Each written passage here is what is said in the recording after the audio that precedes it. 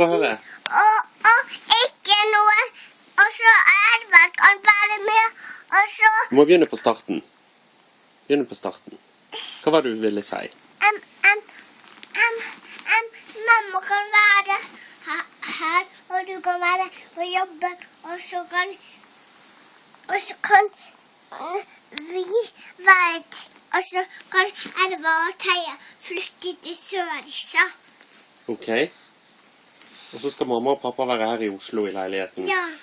Og så skal du og Edvald flytte til Sørreisa. Ja. Skal du fly alene da?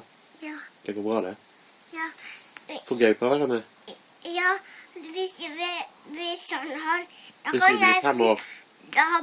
Hvis han har, da kan jeg fly alene. Ok. Men hva du skal gjøre på i Sørreisa da? Leke med mormor og bestefar. Ok.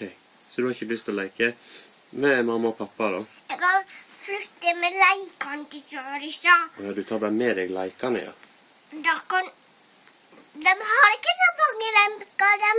Ok. Det er bare 2 leker, dem. Ja. Da kan jeg ta andre leker med. Ja. Men kommer du til å savne mamma og pappa litt? Hei. Nei, det går bra. Ja, bare bitte litt. Bitte litt, ja. Da kan jeg fly tilbake. Da flyr du bare ned igjen og besøker oss. En helg eller noe da. Ja, da kan dere ta mot meg til flyet. Ja, ok. Ja. For du skal fly alene? Ja. Nei, men det her høres jo kjempeflott ut. Hvor tid er du har tenkt å flytte til Sørreisa? 8:30. 8:30 i morgen tidlig? Ja. Ok. Men da må vi jo bare få lagt oss fort. I helga. Åja, i helga. Du tar det i helga. Ja, i helga er det sommer. Da er jeg så mange år. Ja. Da er jeg sånn år. Ok, og da flyr du. Ja. Men du kommer til å si ifra først, sant, at du skal fly.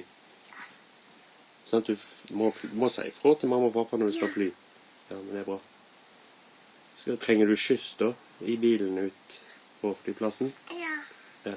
Og flybasen. Ja. Jeg kan ikke fly alene nå. Å nei, vi må vente til du blir gammel nok til det. Ja. Ja. Og gammel og vente og tisse på do. Og tisse på do alene, og da kan jeg fly alene. Ja, det er jeg enig i. Kan du tisse på do alene, så kan du fly alene. Det tror jeg er riktig. Mamma og pappa. Jeg var fortellingen min. Ja. Nei, men greit det. Da sier vi det slik.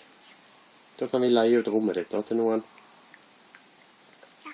Er ikke det lurt? Der er dokkerommet mitt. Ja.